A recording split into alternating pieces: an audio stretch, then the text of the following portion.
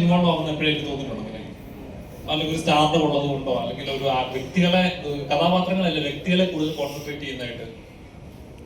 അല്ല, ഒരുപാട് വേർഡ്സ് ഒരു സിനിമയെ കുറിച്ച് പറയുമ്പോൾ നമ്മുടെ നിരൂപകർ പറയാറുണ്ട്. അപ്പോൾ അത് അവരുടെ അഭിപ്രായം എന്ന് മാത്രമേ കണക്കാക്കാൻ പറ്റൂ. ഒരു ജനാധിപത്യ രാജ്യമായിടത്തോളം കാലം അവർക്ക് അവരുടെ അഭിപ്രായം പറയാനുള്ള അവകാശമുണ്ട്. നമുക്ക് നമ്മുടെ സിനിമ ചെയ്യാനുള്ള അവകാശം. ഡയറക്ടറോടാണ് ഇങ്ങനൊരു ചിത്രം ചെയ്യുന്ന സമയത്ത് ഇത് ട്രെയിലർ കാണുമ്പോൾ തന്നെ മനസ്സിലാവുന്നുണ്ട് ഒരുപാട് ഫൈറ്റ് സീക്വൻസ് ഉള്ള ഒരു സിനിമയാണ്, അല്ലെങ്കിൽ ഒരുപാട് എന്താ പറയുക, ഒരുപാട് എഫേർട്ട് എടുക്കുന്ന ഒരു സിനിമ നമുക്ക് മേക്കിംഗ് കാണുമ്പോൾ നമുക്ക് ഫീൽ ചെയ്യുന്നുണ്ട്. എത്രത്തോളം ടഫായിരുന്നു ഇതൊരു ചിത്രം ചിത്രീകരിക്കാൻ, അല്ലെങ്കിൽ ഇത്രയും വലിയ ക്രൂവിനെ മെയിൻറ്റെയിൻ ചെയ്ത് ചെയ്യാൻ എത്രത്തോളം ടഫായിരുന്നു? ഈ സിനിമ ഒരു പ്ലാനിങ് ഉണ്ടല്ലോ, നമുക്ക് സ്ക്രിപ്റ്റ് ആവുമ്പോഴും ഇത് ഇങ്ങനെയാണ് എടുക്കേണ്ടതെന്നും ഇത്രയും അങ്ങനെയുള്ള കാര്യങ്ങളിലൊരു ടഫ്നെസ് ഉണ്ട്. പക്ഷേ അതൊക്കെ സിനിമയുടെ ഒരു ടെക്നിക്കൽ സൈഡിലുള്ള കാര്യങ്ങളാണ്. ഇതിൻ്റെ ഒരുപാട് സീക്വൻസുകൾ, ഇപ്പം കുറേ സീക്വൻസുകളുണ്ട്, കുറച്ച് വലിയ സീക്വൻസുകളുണ്ട്. അത് ഷൂട്ടിങ്ങിൻ്റെ ഇതുണ്ട്. എന്നെ സംബന്ധിച്ചിടത്തോളം എൻ്റെ കൺസേൺസ് എപ്പോഴും അത് ഷൂട്ട് ചെയ്യുന്നൊരു ഞങ്ങളുടെ ടെക്നീഷ്യൻ എപ്പോഴും ക്യാമറയ്ക്ക് പിന്നിൽ നിൽക്കുന്ന ആൾക്ക് ടെൻഷൻ എടുത്താലും ഇതൊന്നും സ്ക്രീനിൽ വരില്ല. അപ്പോൾ അത് സ്ക്രീനിൻ്റെ മുന്നേ വരുന്ന ആളുകൾക്ക് ആക്ഷനായാലും കുറേ ആക്ഷൻ സീക്വൻസ് ഉണ്ട്. അപ്പോൾ അതിൻ്റെതായ അവർക്ക് എന്തെങ്കിലും പ്രശ്നം ഉണ്ടാവും, അങ്ങനെയുള്ള കൺസേൺസ് ഒക്കെ ഉണ്ടാവാറുള്ളൂ. പക്ഷേ എപ്പോഴും ഒരു വലിയ സീക്വൻസ് ഷൂട്ട് ചെയ്യുമ്പോൾ ഡെഫിനറ്റായിട്ട് അതിൻ്റെ സ്ട്രെയിനും ഇഷ്യൂസും ഉണ്ടാവാറുണ്ട്. ഈ സിനിമയിൽ അങ്ങനെ ഏറ്റവും കൂടുതൽ ടഫായിട്ട് തോന്നിയ ഒരു സീൻ അങ്ങനെ ഉണ്ടായിട്ടുണ്ടോ സെറ്റിൽ എപ്പോഴെങ്കിലും? അങ്ങനെ ടഫായി തോന്നിയതായിട്ടില്ല, പക്ഷേ കുറച്ച് കോംപ്ലിക്കേറ്റഡ് ആണ് കുറേ സീൻസുകൾ, അത്രയേ ഉള്ളൂ. ഇല്ലാതെ അതൊരു ടഫ് എന്ന് പറയാൻ പറ്റില്ല. സാർ, ഇപ്പം മലയാളത്തിൽ ആദ്യമായിട്ട് hero full through out hero ആയിട്ട് ചെയ്യുന്ന ചിത്രമാണെന്ന് പറഞ്ഞു. അപ്പം ഇതിനു മുമ്പും കഥകൾ വന്നിട്ടുണ്ടാവും മലയാളത്തിൽ, സ്ക്രിപ്റ്റുകൾ കേട്ടിട്ടുണ്ടായിരുന്നോ? കേട്ടിട്ടുണ്ടെന്ന് വെച്ചാൽ ഒരു നല്ലൊരു പടം ചെയ്യണം, നല്ലൊരു ബാനറിൽ നല്ലൊരു ബഡ്ജറ്റിൽ ചെയ്യണം എന്നുള്ള ഒരു ക്രൈറ്റീരിയ ഉണ്ടായിരുന്നു. പക്ഷെ അതിന് കറക്റ്റായ സ്ക്രിപ്റ്റും കറക്റ്റായ പ്രൊഡ്യൂസറും ഒന്നും വന്നിട്ടുണ്ടായിരുന്നു. അതിന് തമിഴിൽ കുറേ പടങ്ങൾ ചെയ്യുന്ന ആ ബിസിയിൽ അങ്ങനെ പോയി. പക്ഷേ ഈ സ്ക്രിപ്റ്റ് വന്നപ്പോൾ എനിക്ക് ഭയങ്കര ഇൻട്രസ്റ്റ് ആയി. ഞാൻ ഒരു മലയാളി ആയെങ്കിലും എൻ്റെ ലേബിൾ എന്ന് വെച്ചാൽ ഒരു തമിഴ് ആക്ടറാണ്. സോ ഞാൻ മലയാളത്തിലേക്ക് വരുമ്പോഴും എന്നെ ഒരു തമിഴ് ആക്ടറായിട്ടാണ് കാണുന്നത്. സോ എല്ലാവർക്കും ഒരു കൺഫ്യൂഷൻ ഉണ്ട്. ഈ പോസ്റ്റർ കാണുമ്പോൾ വെച്ചാൽ എല്ലാവരും മലയാളം ആക്ടേഴ്സാണ്, ഞാൻ മാത്രമാണ് തമിഴ് ആക്ടർ. അപ്പോൾ പോസ്റ്റർ കണ്ടിട്ട് അവരുടെ ചോദിക്കുന്ന ചോദ്യം എന്താ, ഇത് തമിഴ് പടം ഡബിങ് ആണോ?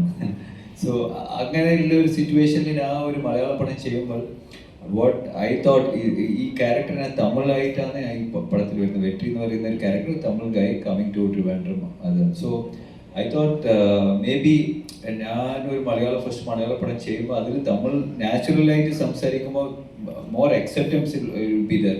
ഞാൻ വന്നിട്ട് മലയാളത്തിൽ പെട്ടെന്ന് പഞ്ച് ഡയലോഗിലും പറഞ്ഞാൽ മേ ബി ഓഡിയൻസ് കുറച്ച് എവേ ആയി ഫീൽ ആവുന്നത്. കാരണം എന്ന് വെച്ചാൽ ഞാൻ കുറേ പടങ്ങൾ ഞാൻ തമിഴിൽ അഭിനയിച്ച് കണ്ടിട്ടുണ്ട്. So it's very difficult suddenly ഒരു വലിയൊരു ചേഞ്ച് വരുമോ അങ്ങനെയുള്ളൊരു ഡൗട്ട് ഉണ്ടായിരുന്നു.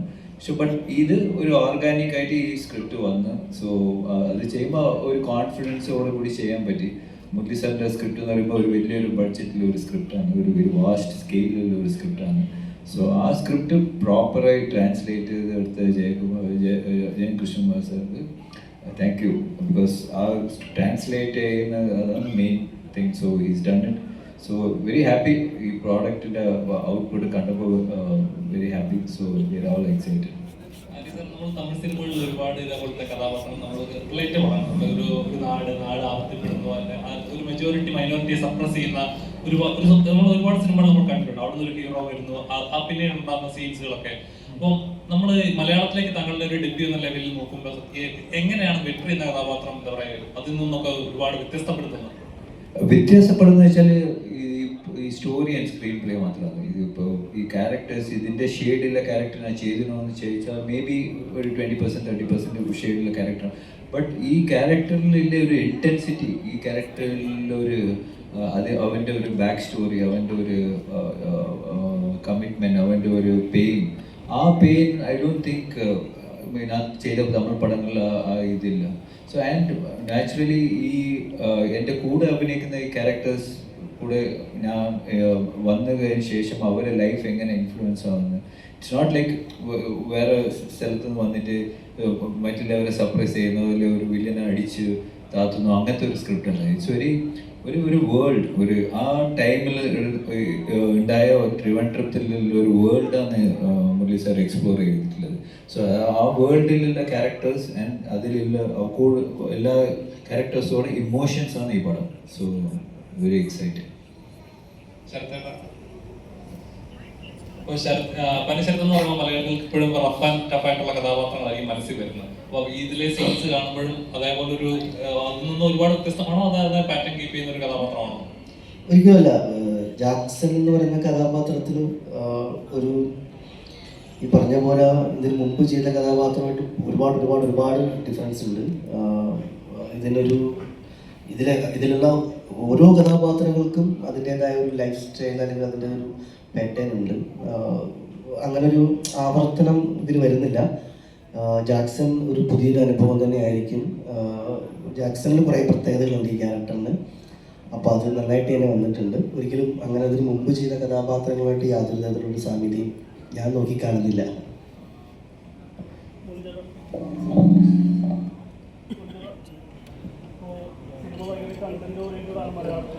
മൈക്ക് ഓണല്ല.